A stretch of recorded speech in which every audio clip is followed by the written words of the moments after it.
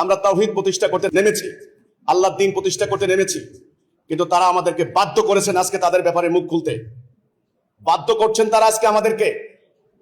আমি প্রমাণ দেব আজকে সাংবাদিক সম্মেলনে।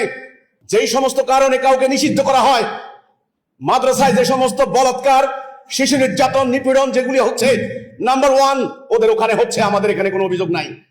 নাম্বার 2, বিগত 30 বছরে এদেশে উগ্রবাদী জঙ্গিবাদী হামলার কারণে আদালত কর্তৃক দোষী সাব্যস্ত হয়েছে কওমি মাদ্রাসার বহু আলেম, আমি প্রমাণ দেব। নাম্বার 3, শত শত মব বাংলাদেশে হয়েছে, মাজারে হামলা হয়েছে, শত শত মানুষকে হত্যা করেছে। এক মোদী বিরোধী আন্দোলনে 20 জন স্টুডেন্ট খুন হয়েছেন রাজপথে। বহু সরকারি স্থাপনা ধ্বংস করেছে, ব্রাহ্মণবাড়িয়া জ্বালিয়ে দিয়েছে, ওস্তাদ আলাউদ্দিনের সমস্ত সিস্টেম জ্বালিয়ে দিয়েছে, রেল স্টেশন জ্বালিয়ে দিয়েছে, সরকারি মালখানা জ্বালিয়ে দিয়েছে। এই কওমি মাদ্রাসা যদি নিষিদ্ধ করতে হয় তাদেরকে করতে হবে।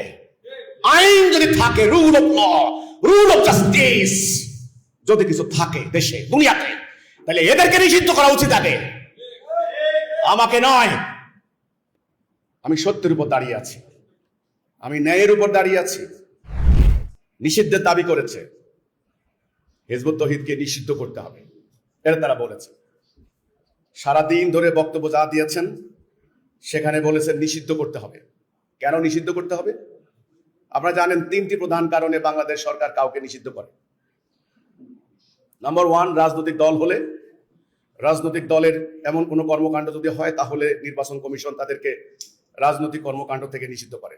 নাম্বার 2, নির্বাহী আদেশ বলে, রাষ্ট্রের অরাজকতা সৃষ্টির কোনো লক্ষণ দেখা গেলে সেই অভিযোগ তুলে নিষিদ্ধ করা হয়। অরাজকতা করলে, যেমন আওয়ামী লীগ সরকার পতনের কয়েকদিন আগে জামাত শিবিরকে নিষিদ্ধ করেছিল, আরো অন্যান্য দল নিষিদ্ধ করেছে। এখন বর্তমান সরকার যেমন মানবতা বিরোধী অপরাধে আওয়ামী লীগের কার্যক্রম নিষিদ্ধ করেছে। নাম্বার 3, এমন কোন গোষ্ঠী, এমন কোন সংগঠনকে আন্তর্জাতিক এবং দেশীয় সন্ত্রাস বিরোধী আইনের ধারা লঙ্ঘন করলে, অর্থাৎ মানুষের ত্রাস সৃষ্টি করা, সন্ত্রাস করা, উগ্রবাদ করা, জঙ্গিবাদী কর্মকাণ্ড করা, বোমা হামলা করা, এই ধরনের বেআইনি কর্মকাণ্ড যারা করে তাদেরকে গভর্নমেন্ট নিষিদ্ধ করে। ওই নিষিদ্ধটা আদালত থেকেও হতে পারে। তাহলে আমি 3টি প্রধানত কারণ, নিষিদ্ধের কারণটা বলতে পারি।